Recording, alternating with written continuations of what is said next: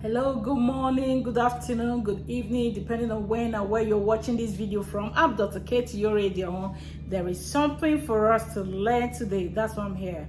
Handling a terrible diagnosis is the topic for today's discussion.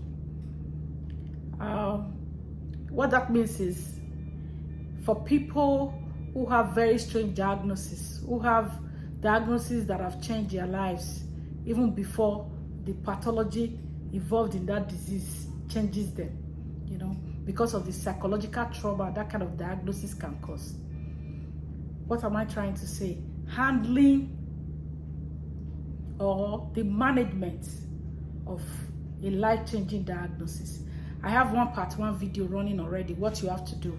Okay, but this one is more comprehensive than that other one. What was in that video might come in here, but we're going to be adding more to this. So when you are given a life-changing diagnosis, for example, you're told you have HIV, you have a cancer, you have a connective tissue disease, you have autoimmune disease, you have amyloidosis, several other diseases that the name, they will tell you is 1 in 20 million people. They'll tell you that it's 1 in 500 million people. You begin to wonder, why are you the only one? Why are you not the one among millions? They tell you something is rare, and then you begin to talk about that is what you have. Some people will be born, there are no limbs, there are no hands. I have a word for you. This topic is managing life-changing diagnosis, managing unpalatable diagnosis, managing situations of life that is stressful, that is traumatizing. How do you handle it? Please come, there's something for you to learn. One, you must know you are not the one who created yourself. God created you. Whatever it is that is happening to you in terms of diagnosis, you're not the one who caused it. And you're not the one who asked for it. And whatever it is that you are going through, for people who are born with some deformity or the other, you're not the one who caused it. It's not your fault. All right? And that is why wherever you go, for people like me, I owe you love. I owe you compassion. I cannot look down on you for any reason, because I know that whatever a man is, for people who are born complete, for people who don't have diagnosis, they are just fortunate. They are not God. They didn't choose it either. They are just lucky. They didn't choose it either. So how do you go about it? One, seek second opinion. You were given a diagnosis, something that is strange, something that you've never heard before, 1 in a million, 1 in 1,000, something that is life-changing, something that will not allow you to achieve your life to the fullest. Seek second opinion. Second opinion might say differently, and then you are free. Second opinion will not confirm or can confirm what has been said earlier, so that you are not sure of what exactly it is. That is the first thing you do. You seek second opinion. 2, face life with a positive attitude. You know why? It's not your fault. You're not the one who caused it. It's just rather unfortunate. Then be fair on yourself. Don't traumatize yourself. After all that has happened, after the diagnosis, after all that you have been through, you want to traumatize yourself again? No way. You must be happy. Take out time. It is not easy. That's the truth. But as a doctor, I put it before you. Find a positive aspect of whatever situation you have found yourself, and find a way to be happy. And did you know several people who did this found out that the body was even easier? They got the attention of more people to care, to love. Some others took advantage of the situation to reach out to people like them. We'll get there, okay? Face it with a positive attitude. Be fair on yourself.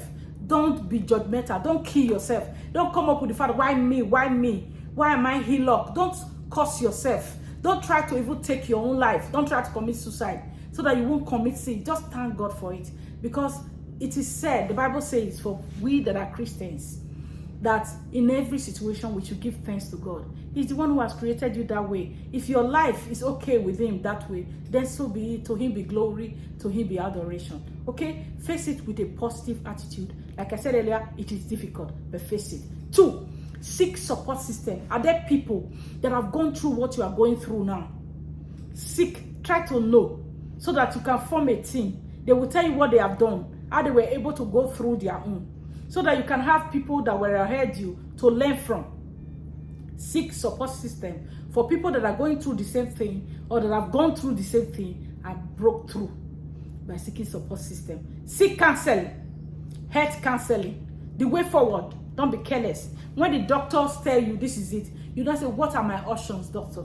They will give you the options. Okay? Some of them might not be palatable, but face them squarely and learn from it. Face them squarely, learn from it. Take routine hospital checkup seriously. Take your medication seriously. Don't be careless. I've seen people who have problem with the liver and they tell them stop drinking alcohol because they say they are depressed. They go home and keep drinking alcohol because they've given up on themselves. In fact, they will increase the alcohol consumption, saying that it's a way to go out of the present situation. No, you are only taking a break. That period that you are tipsy or that you are drunk, you have only taken a break away from the reality. When the alcohol influence is over, you will come back to the reality and face it squarely. So don't abuse whatever your doctor says. Don't abuse. Follow instructions squarely. Number 5, go research. The internet is a large world. It's a world of its own. You have a smartphone. Google your disease. Okay, see, there's a part of this that is not advisable. They would say, don't Google your symptoms. There is a part that we advise people as doctors, don't Google your symptoms. You know why we say such a thing? Because there are several symptoms that can be caused by several, diseases. And if you Google your symptoms, yours might just be a small thing and you end up putting yourself in trouble. For example, a female who is menstruating, because you've lost significant amount of blood, maybe blood volume is not adequate, and you now press your leg, it's like your leg is swollen, it's pitting, you now go and Google it. What are the causes of swollen legs? Yours is just from some form of anemia because you had a heavy menstruation that month. They will tell you that heart failure, kidney failure, liver failure. As at the time you hear all that, you'll be in trouble. That's why we advise, don't Google your symptoms. But in this case, you have been given diagnosis. All right? So you seek help surrounding this diagnosis.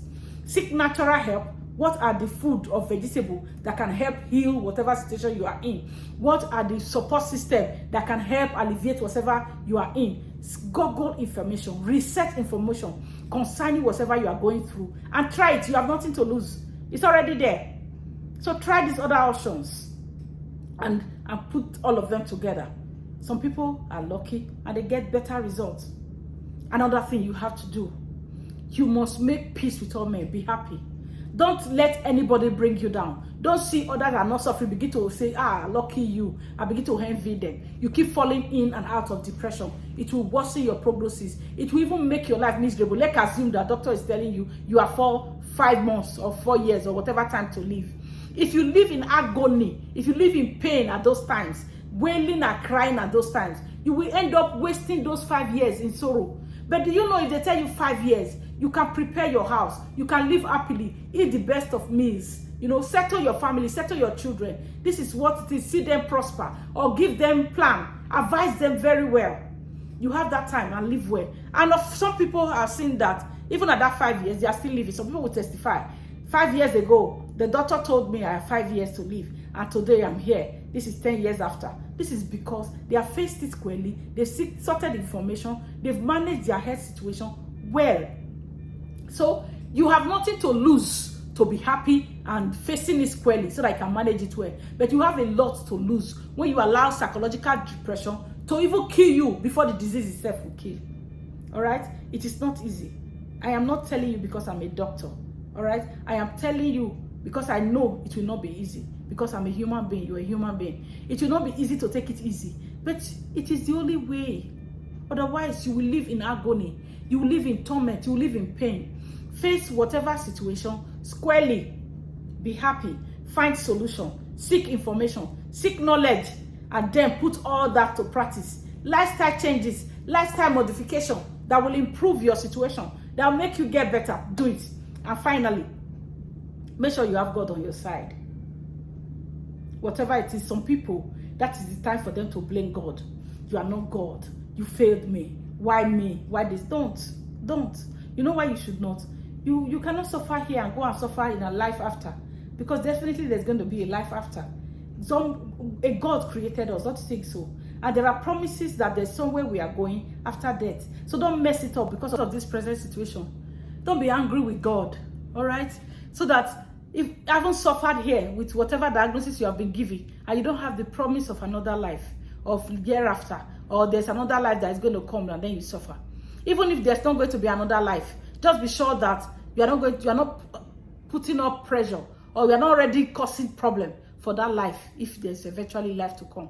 All right? So make peace with God. Thank him for everything. It's in his power if he wants to change it. If he doesn't want to change it, to him be praised. Don't worry. Okay? Don't curse God. You know, at a time in the Bible, the wife of Job was telling Job, curse God and die. But he refused to call God, and they cursed God, and there was restoration. And there might not be restoration, but that is not enough to curse God. Just make peace with God. Make peace with all men. Ensure that the peace guarantees a life after. Meaning that if there's a life after, if God is going to come, you are sure that you're going to see him again. That's making peace. Make peace with all men and live beautifully. And when I mean beautifully, the disease might be there. Behave as if it's not there. Seek all the support system and still live. Because you can't change it. Then you can't kill yourself for it. All right? So for as many that are going through one problem or the other there, I just pray for you. For as many that are going through one health problem or the other, you are a superman. You are a superwoman. You are doing well. Okay? You're doing well. I hail you. I say you are strong. Don't give up. Keep being strong. Don't give up. You keep pushing. Keep pushing. One day at a time. When there's life, there is hope. Don't lose hope. Don't lose focus. Keep pressing. This video is for you. Be encouraged. Okay? Some of you, you have soaked your pillow. You have cried. You have wept. Don't worry. Don't give up. Keep pushing. There can be light at the end of the tunnel. Who knows? And if there's not, there's a beautiful life thereafter. I wish you well. Hope you've learned something. Bye.